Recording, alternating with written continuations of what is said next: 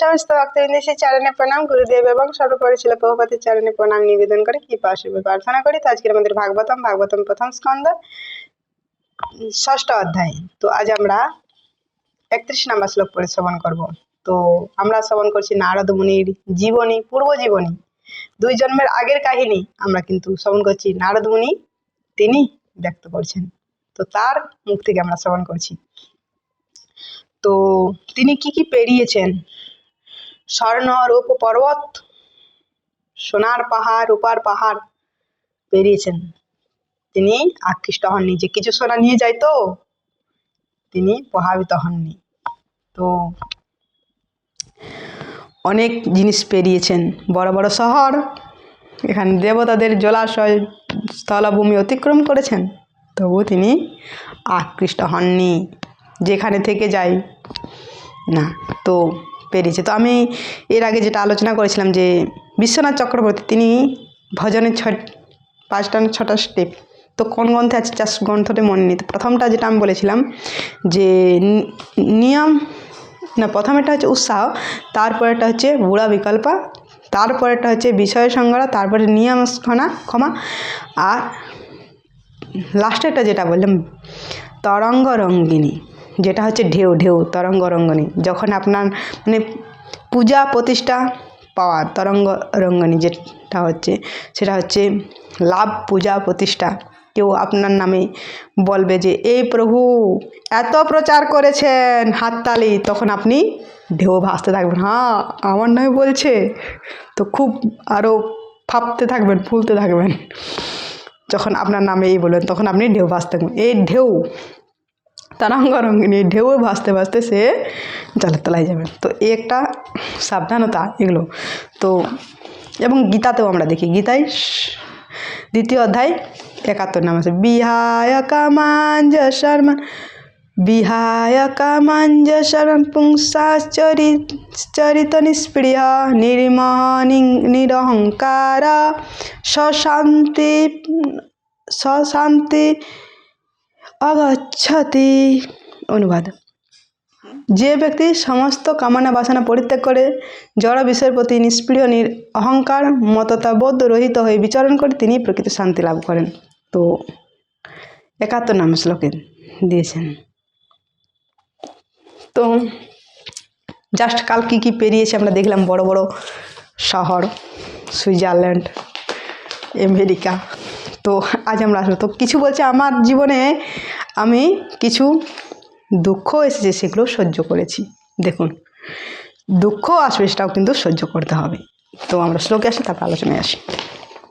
13 নম্বর শ্লোক আপনারা দেখুন, না লবেনু শরতম্ব কুশকি চকাগ্রহ অরণম একা এব তৃতীয়ানম অহম অদ্রাক্ষম বিপিনম মহাত ঘোরম প্রতিভয়াকারম বল্লা উল্লক শিব অর্জিতম।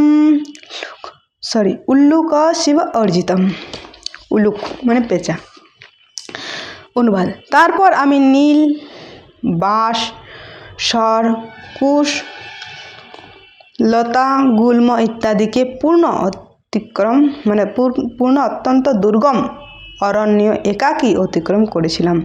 আমি ভয়ঙ্কর অন্ধকারাচ্ছন্ন বিপদ বনের মধ্যে দিয়ে গিয়েছিলাম, যা ছিল সর্প, পেচক এবং শৃগালেদের বিচরণ ক্ষেত্র। তো আমি অনেক ভয়ঙ্কর বিপদ আশঙ্কিত, আমি সেগুলোকে আমি পেরিয়েছি। তো অনেক দুঃখ সহেছি। এখানে ছিল প্রভুপাদ বলছেন, আমি একটু তাৎপর্য পড়ি, তারপর আমরা আলোচনায় আসি। পরিব্রাজক আচার্যদের কর্তব্য হচ্ছে বন, অরণ্য, পাহাড়, পর্বত, নগর, গ্রাম ইত্যাদির মধ্য দিয়ে একাকী ভ্রমণ করতে হয়, ভগবানের সৃষ্টির অভিজ্ঞতা অর্জন করা, যাতে ভগবানের প্রতি বিশ্বাস এবং মনের বল অর্জন করা যায়, এবং সেই সমস্ত স্থানে অধিবাসীদের ভগবতত্ত্ব জ্ঞান দান করা যায়।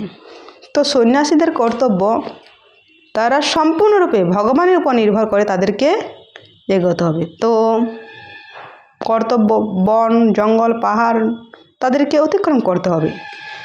নগর গ্রাম, এমনকি গ্রামে গেলেও আপনাকে সহ্য করতে হবে। অনেক মানুষ আছে আপনাকে কথা বলবেন, আরে এ কোথা থেকে আবার আবিষ্কার হলো, আদিম যুগের মানুষ নাকি, মাথা নেড়া এই ড্রেস পরে এসছে, লাঠি নিয়ে এসছে, অনেক কথা বলবে আপনাকে। সেগুলো সব সহ্য করতে হবে। যারা সন্ন্যাস, তো সহ্য করতে হবে। তো অনেক কিছু বলবে, এ সাধু এরকম, এ সাধুরাও আবার এরকম, মানে অনেক সহ্য করতে হবে। গ্রামে যখন পেরোবেন অনেক কিছু সহ্য করতে হবে। বন জঙ্গলে সেখানেও ভয়ঙ্কর জীবজন্তু অতিক্রম করতে হবে। কেবলমাত্র ভগবানের উপর নির্ভর করে, কারো এতে করলে হবে না, অতিক্রম করতে হবে।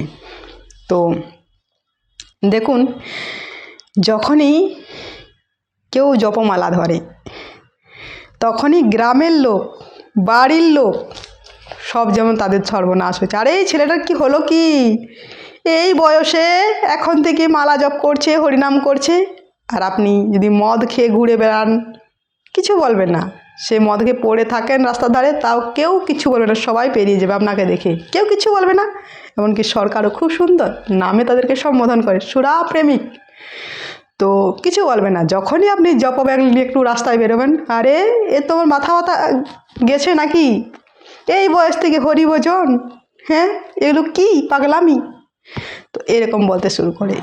আবার তোমরা করছো, তোমার এই কোলের শিশু, এই বাচ্চাই সন্তানটা, সে নিষ্পাপ, সে কি করলো গো, তাকেও নিরামিষ খাওয়াচ্ছ, মানে এরকম বলতে থাকে।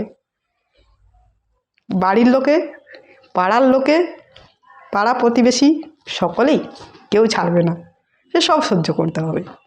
এই বয়স থেকে আপনি যাই কিছু করুন তাতে কিছু বলবে না।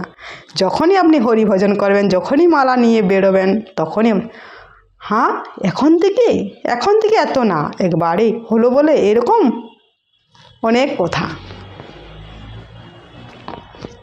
তো বলবে, সবাই বলবে। তো সেগুলোকে করতে হবে। তো আবার কিছু হিংসাতেও বলে, যাতে এই বৌমা আস্তে আস্তেই হরিভজন করছে, এখন আমাদের 60 বছর বয়স হয়ে গেলো, আমরা পারলাম না, আমিষ ছাড়তে পারলাম না, আমরা হরিভজন করতে পারলাম না, আমাদের যে কী হবে। তো এই আস্তে আস্তে এখন সংসার করবে, ভোগ করবে, না করে এই সব কিছুতে এখন হরিভজন করছে।